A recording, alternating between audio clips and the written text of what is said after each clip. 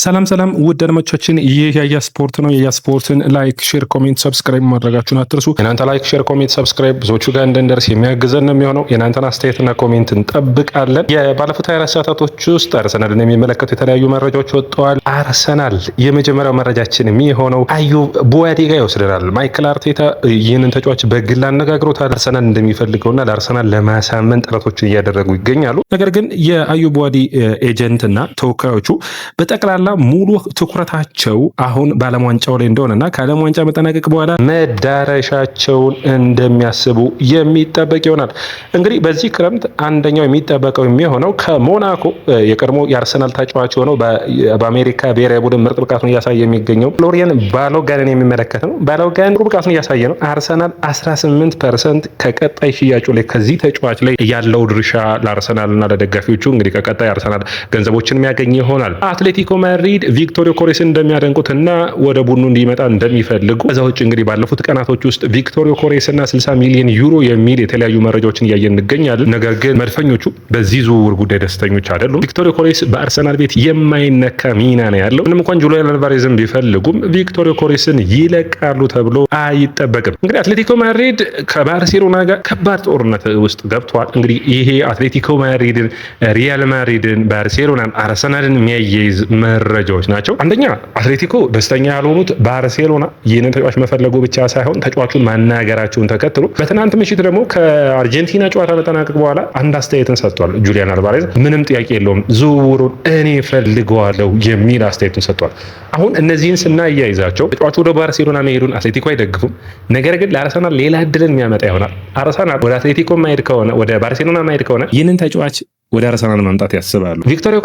ቪክቶሪዮ ኮሬስም ከአርሰናል ይለቃል ተብሎ አይጠበቅም። የተጫዋቹ ፍላጎት ይሄ ተጫዋቾች ቅያሬ ላይ አርሰናሎች በዚህ የዝውውር መስኮት ማርቲኔሊ፣ ገብርኤል ሱስን፣ ሊያንድሮ ትሮሳርድን ሊጨምር ይችላል እንጂ ቪክቶሪዮ ኮሬስ የማይነካ ተጫዋች እንደሆነ በማይክል አርቴታ ለቀጣይ ዓመት ትልቅ እቅድ ያላቸው ነው የሚሆኑት። ስለዚህ እዚህ ውሳኔ ላይ ደርሷል። እንግዲህ በርታ በጣም የተጫዋቹ አድናቂ ነው። በተጫዋቹ ደስተኛ ነው። ውሳኔዎቹ በተጫዋቹና በዚህ ጉዳይ ላይ በሚቀጥሉት ቀናቶች ውስጥ አንዱ ትልቁ የሚጠበቀው ዜና ነው የሚሆነው። ሌላኛው እንግዲህ ሞርጋን ሮጀርስን የሚመለከት ነው። ኒኮላስ ሼር አዲስ መረጃ ነው ትዊተር ላይ የምናውቀው። ሞርጋን ሮጀርስ ከአርሰናል ጋር በግል ጉዳይ በመሰረታዊ ጉዳዮች ተስማምተዋል። እስከ 2031 የሚቆይ ይሆናል። እንግዲህ አስቶን ቪላ አሁን በጣም ጥሩ ስቴብል የሆነ አመራር ያለው ቡድን መሆኑን መርሳት የለብንም። ስለዚህ ይህ አመራር ታዲያ አንድ ውሳኔን ወስኗል። በግልጽ እንደሚታየው ከ100 ሚሊዮን ፓውንድ በላይ ነው ለዚህ ተጫዋች ዝውውር የምንሰማው የሚል ነው። ይህንን ደግሞ ለአርሰናል እንግዲህ ተጫዋቹን ፑሽ አድርጎ ዋጋ እንዲቀንስ ማድረግ ነው። በእግር ኳስ በዝውውር የተለመደ ነው። አርሰናልም የራሱ የሆነ የድርድር ፍላጎቶች አሉት። ከነዛ የድርድር ፍላጎቶች አንዱ ተጫዋቹ ወደ አርሰናል እንዲመጣ መፈለጉ ይመስለኛል። እዚህ ላይ በትልቁ መታሰብ የሚጠበቅበት ነው ብዬ አስባለሁ። ውድ አድማጮቻችን ዝውውር መስኮቱና አንድሬ በርታ የተለያዩ ሂደቶችን በተመሳሳይ ሰዓት ለማከናወን መሞከሩ ነው አንዳንድ አስቸጋሪ ነው የሚያደርገው።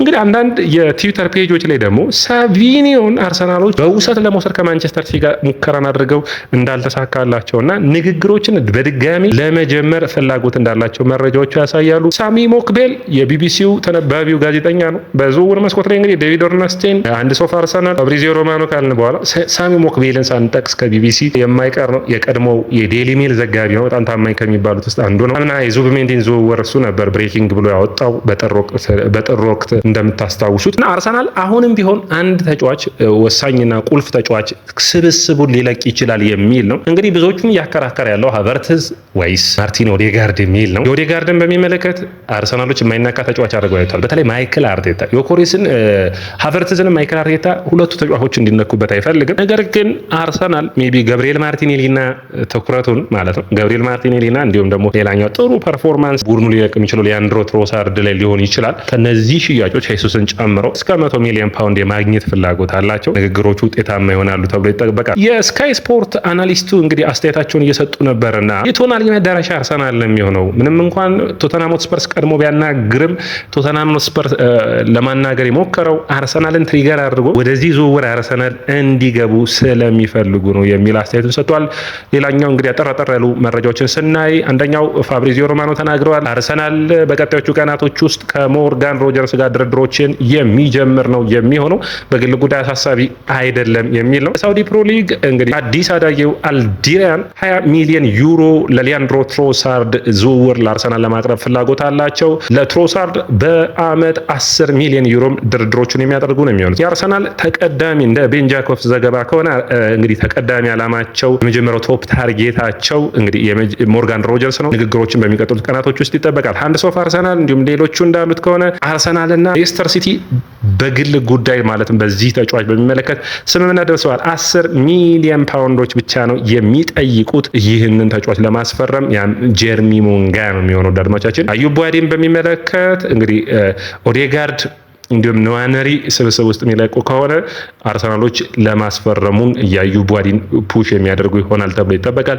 አዩብ ቡዋዲና ቶናሊን በአንድ የውድድር ዓመት ላይ ልናይ እንችላለን። አዩብ ቡዋዲና ቶናሊ የሚያስፈርሙ ከሆነ ግን አርሰናል የኦዴጋርድ በ8 ቁጥር ቦታ መሸፈን ስለማይችል ሞርጋን ሮጀርስ እና እንዲሁም ደግሞ ነዋነሪ እንዲሁም ደግሞ ኦዴጋርድ የሚለቅ ከሆነ ማለት ነው የ10 ቁጥር ቦታውን ማክስ ዳውንማን ያለበለዚያ ደግሞ ኤዜ ስለሚሸፍኑት በ8 ቁጥር ሚናው ላይ ቡዋዲ እንዲሁም ደግሞ በቡድኑ ውስጥ ስካሊም አለ የተሻሉ ተጫዋቾችን ለመሞከር እያሰቡ ይገኛሉ የሚል ነው። አርሰናል እንግዲህ በዚህ የዝውውር መስኮት አንዱ ሊሸጠው ከሚችላቸው ውስጥ ብዙዎቹ የሚያነሱት ኦዴጋርድ ነው። በኦዴጋርድ ዝውውር ደግሞ በሚገባ ሙከራዎችን እያደረጉት ያሉት ባየር ሙኒክ እና እንዲሁም ደግሞ ፒኤስጂ ነው። በተለይ ሉዊስ ኤንሪኬ የዚህ ተጫዋች አድናቂ እንደሆነ የሚታወቅ ነው። ወደ አድማጮቻችን ሌላኛው መረጃችን የሚሆነው ኡናይ ኤምሬ ገብርኤል ማርቲኔሊ ወደ ቪላ እንዲያቀናላቸው ይፈልጋሉ። ለገብርኤል ማርቲኔሊ የመጀመሪያዎቹን እድሎች ኡናይ ኤምሬ እንደሰጡት መረሳት የለበትም። ትልቁ ሂደት ነው የሚሆነው። ወደ አድማጮቻችን እንግዲህ ሌሎች መረጃዎችን በምናይበት ጊዜ አልቫሬዝን በሚመለከት ባርሴሎና 130 ሚሊዮን ዩሮ ለማቅረብ ፍላጎት አለው። ባርሴሎናዎች ይህንን ቢያቀርቡም ግን አትሌቲኮ ማድሪድ የመስማት ምንም አይነት ፍላጎት እንደሌላቸው መረጃዎቹ ያሳያሉ። አርሰናል ግን አሁን በይፋ ጠንከር ያለ ፍላጎት እንዳለው አሳውቋል። ቱቶ መርካቶ ዘገባ ከሆነ አርሰናል ካላፊዮሪን እንደ ሪያል ማድሪዶች ለመሞከር አርሰናልን ጥረት አድርገው ነበር። ነገር ግን 100 ሚሊዮን ዩሮ ዋጋ ነው የለጠፉበት እዚህ ተጫዋች ላይ። ወደ አድማጮቻችን ይህ ገንዘብ ደግሞ በቀላሉ የሚነካ እንዳልሆነ ይታያል። ወደ አድማጮቻችን ሌላኛው መረጃችን የሚሆነው አርሰናል በሚችላንድ የሚጫወተውን ዳሪዮ ኦሶሪ ይባላል ቀጣዩ አሌክሲስ ሳንቼዝ ነው እየተባለ የሚገለጽለት። አንዳንዶቹ እንዲሁም ዲማሪያ ነው ይሉታል። የ22 ዓመቱ ቺሊያዊ የመስመር ተጫዋች ነው። ነገር ግን በቀኝ መስመር ነው ብዙ ጊዜ የሚሰለፈው። ባለፈው የውድድር ዓመት 8 ጎልና 10 አሲስት አድርጓል። ሚችላንድ እንግዲህ ስፖርቲንግ ዳይሬክተሩ ናቸው ወጣው አርሰናል ፍላጎት አለው የሚለው እንግዲህ ሚላንም የዚህ ተጫዋች አድናቂ ነው። ነገር ግን ማን ዋጋን ያቀርባል የሚለው ትልቁ የአርሰናል ምልመላ ክፍሎች የሚወስኑት ነው የሚሆነው። ውድ አድማጮቻችን ሌላኛው መረጃችን የሚሆነው አንደኛው የሳሊባ ነው። ሳሊባ በፈረንሳይ ብሔራዊ ቡድን ጥያቄዎችን ቀርቦለት ነበር። አርሰናልን በምፈልገውና በምወደው ደረጃ ነው ያለው። ለአርሰናል ቋሚ ጀማሪ መሆንን በጣም ነው የምወደው የሚል አስተያየቱን ሰጥቷል። ፒየር ንካፔን በሚመለከት አሁንም ቢሆን መሀል ተከላካይ ላይ የሚፈልጉት ጆዜ ሞሪኒዮ ከሪያል ማድሪድ ይፈልጉታል። ነገር ግን አርሰናል 45 ሚሊዮን ፓውንድ በመክፈል ይህንን ተጫዋች በቋሚነት የአርሰናል ስብስብ ማድረግን እያሰቡበት ይገኛሉ የሚል ነው። ውድ አድማጮቻችን እንግዲህ አሌክስ ክሮክ ዘገባ ከሆነ ቀደም ብዬ እንዳነሳሁት አሌክስ ክሮክም ሁሉም እየዘገቡት ነው የሚገኙት በ10 ሚሊዮን ፓውንድ ዝውውሩ የመጠናቀቁን የጀርሚ ሞንጋ ጉዳይ። ባርኮላን በሚመለከት ዛሬ የወጣው አዲስ ዜና ሊቨርፑል በቀጥታ በዲዮሜንዲ ዝውውር ላይ የሆነ ፍንጭን ካጡ እዚህ ዝውውር ላይ በሚገባ እንደሚያተኩሩ አንዱ የሚጠበቅ ነው የሚሆነው። ዲክላን ራይስን በሚመለከት ወደ አድማጮቻችን አርሰናል ለምን አዩብ ቡዋዲ ማስፈረም እንዳለበት የሚገልጽ ነው። 63 ጨዋታን አድርጓል እንግዲህ እስካሁን ድረስ የእንግሊዝን ጨምሮ ማለት ነው። ቀጣይ ጊዜያቶች አስቸጋሪ የሚሆኑ ነው የሚሆኑት። በአርሰናል ቤት 62 ጨዋታዎችን አድርጓል። አስቸጋሪ ጊዜ ከፊቱ የሚገኙ ይመስለኛል። ዲክላን ራይስ ተጎዳ ማለት አርሰናል ደካማ ቡድንና ደካማ ብቃት እንዳያሳይ የዲክላን ራይስን እረፍት የሚሰጥ ተጫዋች በዝውውር መስኮት ላይ መድፈኞቹ መፈለግ ቅድሚያ የሚሰጡት ጉዳይ ይሆናል ተብሎ ይጠበቃል። ውድ አድማጮቻችን እንግዲህ ያያ ስፖርትን ላይክ፣ ሼር፣ ኮሜንት፣ ሰብስክራይብ ማድረጋችሁን አትርሱ። የእናንተ ላይክ፣ ሼር፣ ኮሜንት፣ ሰብስክራይብ ብዙዎቹ ጋር እንድንደርስ የሚያግዘን ነው የሚሆነው። የተለያዩ መረጃዎችን በየዕለቱ በያያ ስፖርት 3ቱ ፔጆች ላይ የምታገኙ ነው የሚሆኑት። የእናንተን ተሳትፎ በቀላሉ የምናየው እንዳልሆነ ታውቃላችሁ። ውድ አድማጮቻችን ትልቁ ክፍያችንም እሱ ነው የሚሆነው። ዛሬ ያላነሳ ነው የሶዞሊስን ጉዳይ ነው። እንግዲህ አሁን አርሰናል ትሮሳርድና ገብርኤል ማርቲኔሊን የሚያጣ ካልሆነ በስተቀር የሶዞሊስ ዝውውር ትንሽ የሚያስቸግር ይሆናል። ሶዞሊስን በሚመለከት ግን በሁለተኛነት አንድሬ በርታ ምርጥ እጩዎችን የያዘው ማለትም ማርቲኔሊን ትሮሳርድ የሚለቁ ከሆነ ባርኮላ፣ ሮጀርስ አንደኛው ቀዳሚ ነው ብያለሁ። ሶዞሊስን እና ብሬሺያ በጣም የሚገርም ደግሞ ሌላ የስፔናዊ ተጫዋች እንዳለ በባለፈው ፕሮግራሞቻችን አንስተናል። ወደዛ ዝውውር ከነዚህ 3 ዝውውሮች ላይ አርሰናል ሊገባ የሚችልበት ነው የሚሆነው። ፒኤስጂም እንግዲህ በዝውውሩ ላይ ጠንክሮ እየሰራ እንዳለ የሚታወቅ ነው። ደድማቻችን በጁሊያን አልቫሬዝ ጉዳይ ፒኤስጂን መርሳት የለብንም። ነገር ግን አርሰናል ተጫዋቹን በተለይ በአንድሬ በርታ በኩል እድለኛ ለመሆን እየሞከሩ ነው የሚገኙት። እንግዲህ አንድ ሰው አርሰናል ማረጋግጡት አርሰናል ጁሊያን አልቫሬዝን በሚገባ እየሞከረ ነው የሚገኘው። ምክንያቱም የባርሴሎና ካልሆነ አርሰናሎች የሆነ ነገር እዚህ ዝውውር ላይ ለማግኘት ሙከራቸውን ማድረግ የሚጠብቁ ነው የሚሆኑት። በርታ በዝውውሮች ላይ ቀደም ብሎ ገንዘቦችን ማውጣት ላይ ማተኮር አይፈልግም።